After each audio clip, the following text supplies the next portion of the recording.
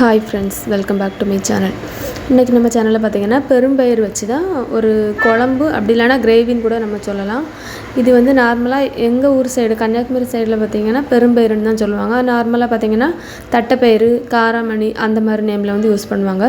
நிறைய பேர் பார்த்திங்கன்னா இதை வந்து நம்ம வந்து வெறும் அவிச்சு மட்டும் சாப்பிடுவோம். ஆனால் கிரேவி குழம்பு வச்சு சாப்பிடும்போது சூப்பராக இருக்கும். இப்போ வந்து 1 கப் அளவுக்கு பயிரை வந்து நான் வந்து நைட்டே வந்து ஊற வச்சுட்டேன். நல்லா ஊறினதுக்கப்புறம் பார்த்திங்கன்னா அது மூழ்கிற அளவுக்கு மட்டும் தண்ணி ஊற்றிட்டு கொஞ்சமாக உப்பு போட்டு நல்லா மிக்ஸ் பண்ணிக்கிட்டு ஒரு 4லேருந்து 5 விசில் அடித்து எடுத்துடுங்க. இப்போ பார்த்திங்கன்னா நல்லா வெந்திருக்கும். இந்த தண்ணியை நம்ம வந்து வேஸ்ட் பண்ணக்கூடாது, அப்படியே நம்ம வந்து யூஸ் பண்ணிக்கிடலாம். இப்போ வந்து அடுப்பில் பேன் வச்சு மசாலா எல்லாம் கொஞ்சம் வறுத்து எடுத்துக்கலாம். ரெண்டாவது நம்ம மசாலா எதுவுமே ஆட் பண்ண போகிறதில்ல, அதனால தான் ஒரு 2 டேபிள் ஸ்பூன் அளவுக்கு எண்ணெய் ஊற்றிட்டு ஒரு சின்ன துண்டு பட்டை, 2 ஏலக்காய், 3 கிராம்பு, அப்புறம் ஒரு ஸ்டார் அனைஸ், 1 டீஸ்பூன் அளவுக்கு பெருஞ்சீரகம் இதையும் போட்டு நல்லா வந்து ரோஸ்ட் பண்ணிடுங்க. லோ ஃப்ளேம்லேயே வச்சு நல்லா வந்து அந்த மணம் வர அளவுக்கு நல்லா வந்து ரோஸ்ட் பண்ணிவிடுங்க. இப்போ நல்லா ரோஸ்ட் ஆகிட்டு இதுக்கப்புறம் பார்த்திங்கன்னா ஒரு பெரிய சைஸ் துண்டு இஞ்சி ஒரு 4 துண்டாக கட் பண்ணி போட்டிருக்கேன்.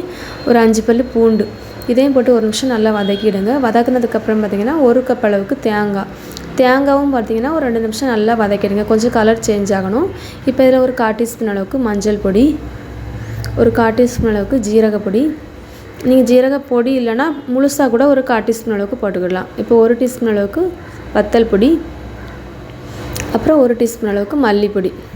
இவ்வளோத்தையும் போட்டுட்டு அந்த பச்சை வாசனை போகிற அளவுக்கு லைட்டாக வந்து நம்ம வந்து ரோஸ்ட் பண்ணால் போதும். இப்போ நல்லா ரோஸ்ட் ஆகிட்டு இப்போ இது கூடவே பார்த்திங்கன்னா நம்ம வந்து பொடியாக கட் பண்ணி வச்சிருக்கக்கூடிய உள்ளி, ஒரு பெரிய சைஸ் உள்ளியாக நான் எடுத்திருக்கேன். பொடியாக கட் பண்ணி வச்சுட்டு இந்த உள்ளி பார்த்திங்கன்னா ரொம்ப வந்து வதங்காது. அது எப்படின்னா லைட்டாக வந்து அந்த சூட்லேயே வந்து லைட்டாக வந்து நல்லா வந்து வேக ஆரம்பிச்சிடும்.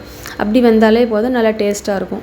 இப்போ இது கூடவே ஒரு தக்காளி அதுவும் பொடியாக கட் பண்ணி போட்டுட்டு எல்லாமே ஒன்றா சேர்ந்து மிக்ஸ் ஆனால் போதும். இப்போ தக்காளியும் கொஞ்சம் வந்து வெந்துட்டு இப்போ இதை வந்து அடுப்புலேருந்து எடுத்துகிட்டு நல்லா ஆறுனதுக்கப்புறம் ஒரு மிக்ஸி ஜாரில் போட்டுவிடுங்க.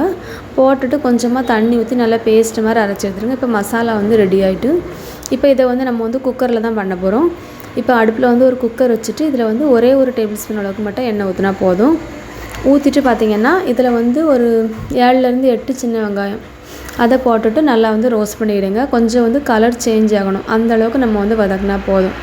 இப்போ பார்த்திங்கன்னா நல்லா வதங்கிட்டு இது வதங்கினதுக்கப்புறம் நம்ம வந்து கருவேப்பிலை போட்டு லைட்டாக வந்து பொரிஞ்சதுக்கப்புறம் நம்ம வந்து வேக வச்சுருந்த பெரும்பயிறு அந்த தண்ணியோடையே போட்டுருங்க, அப்போ தான் நல்லாயிருக்கும். இப்போ போட்டுட்டு நம்ம வச்சுருந்த அந்த அரைச்சி வச்சுருந்த தேங்காய் பேஸ்ட் அதையும் போட்டுக்கிட்டு 1 கப் அளவுக்கு மட்டும் தண்ணி வந்து நம்ம மிக்ஸி ஜார் அரைச்சிருப்போம்ல அதில் வந்து ஊற்றிட்டு நல்லா மிக்ஸ் பண்ணி அதிலே ஊற்றிடுங்க.